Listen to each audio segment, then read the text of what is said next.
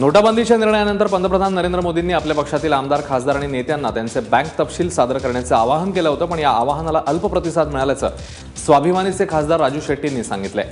नैतिकतेच्या मुद्द्यावर आपण आपली सर्व माहिती पंतप्रधानांना पाठवली आहे। सर्व लोकप्रतिनिधींची संबंधित माहिती मागण्याची विनंती आपण आता करणार असल्याचं राजू शेट्टींनी म्हटलंय।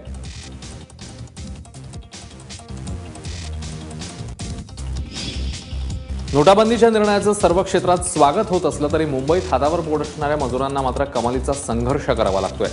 रोज मजुरी करून उदरनिर्वाह चालवणाऱ्या मजुरांची मोठी अडचण झाली आहे। चलन तुटवडा निर्माण झाल्यामुळे मजुरांना 2 वेळच्या जेवणासाठी देखील संघर्ष करावा लागतोय।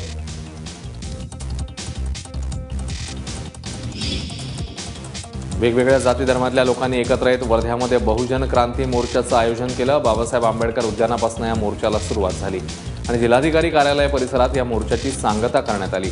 कोपर्डी प्रकरणातील आरोपींना कठोर शिक्षा व्हावी, मराठा समाजाच्या आरक्षणाला विरोध करू नये, यासोबतच ओबीसींची जनगणना करून त्यांच्या टक्केवारीनुसार आरक्षण द्यावं अशीही मागणी करण्यात आली।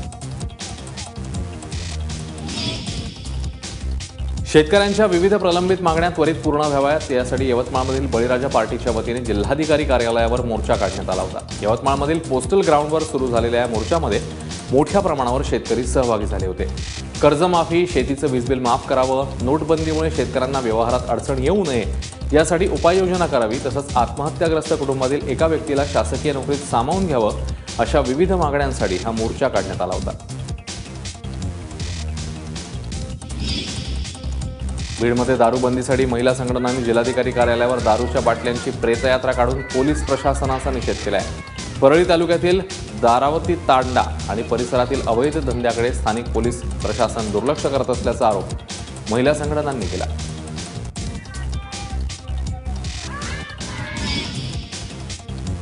तिकडे सांगलीतही शेतकरी संघटनेच्या कार्यकर्त्यांनी शेतमालाला रास्त भाव मिळावा म्हणून निदर्शनं केली। नोटाबंदीमुळे भाजीपाला, फळं आणि शेतमालाचे भाव गडगडले आहेत, त्यामुळे शेतकऱ्यांचं मोठं आर्थिक नुकसान झालंय। शेतकऱ्यांचा हा तोटा भरून काढण्यासाठी सरकारने कर्जमाफी करावी आणि शेतमालाला मुक्त बाजारपेठ उपलब्ध करून द्यावी अशी मागणी यावेळी करण्यात आली।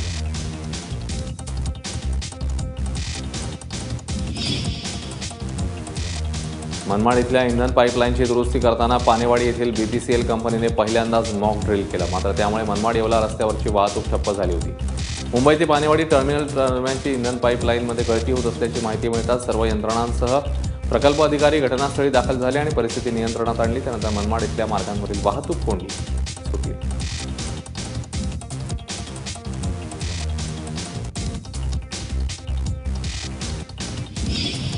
अहमदनगर सत्र न्यायालयात कोपर्डी खटल्याची सुनावणी पार पडली। यामध्ये पीडित मुलीच्या आईने दिलेली साक्ष नोंदवण्यात आली आहे। पीडित मुलीचे कपडे आणि सायकल याचीही ओळख पटली आहे आणि अत्यंत गंभीर वातावरणात ही साक्ष घेण्यात आली।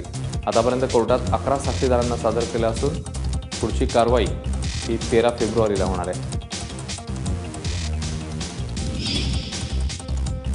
मुख्यमंत्र्यांचं कुलदैवत असणाऱ्या पुणे-सोलापूर मार्गावरील नीरा नरसिंगपूरच्या विकास कामासाठी मुख्यमंत्र्यांनी 261 कोटींचा निधी मंजूर केलाय। संगम गावापासून देवस्थानापर्यंतचा रस्ताही बनवण्यात आलाय, परंतु 300 फुटांचा रस्ता शेतकऱ्यांनी अडवून ठेवल्यामुळे भाविकांना नीरा नदी पार करून देवस्थानाला भेट द्यावी लागते। त्यामुळे 261 कोटींचा विकास कुचकामी ठरत असल्याचं ग्रामस्थांकडून बोललं जात आहे। गोंदिया जिल्ह्यातील ग्रामीण भागातील बचत गटातील महिलांसाठी डिजिटल इंडिया कार्यशाळेचं आयोजन करण्यात आलं। या कार्यशाळेत 101 महिलांची इंटरनेट साथी म्हणून निवड करण्यात आली। जवळपास 4,500 बचत गटातल्या या महिला आहेत। या इंटरनेट साथी महिला जिल्ह्यातील खेडोपाड्यात जाऊन डिजिटल इंडिया संदर्भात महिलांना प्रशिक्षण देणार आहेत। अभिनेत्री सई ताम्हणकरच्या उपस्थितीमध्ये सांगलीमध्ये स्वच्छता अभियानाला सुरुवात करण्यात आली आहे। सांगली, मिरज आणि कुपवाड महानगरपालिकेची स्वच्छता दूत म्हणून सईची नियुक्ती करण्यात आली आहे। यावेळी इथल्या गावकऱ्यांबरोबर स्वच्छता मोहिमेत सहभागी होऊन सईनेही स्वच्छतेसाठी पुढाकार घेतला।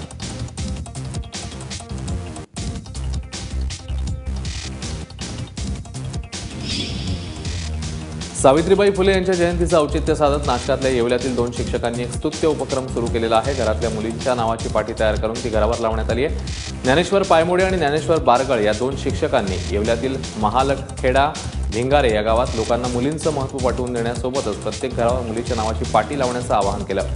त्यांच्या या उपक्रमाला गावकऱ्यांचाही सकारात्मक प्रतिसाद मिळतोय आणि तालुक्यातील 5 गावात घरांवर मुलींच्या नावाची नेम प्लेट बघायला मिळते।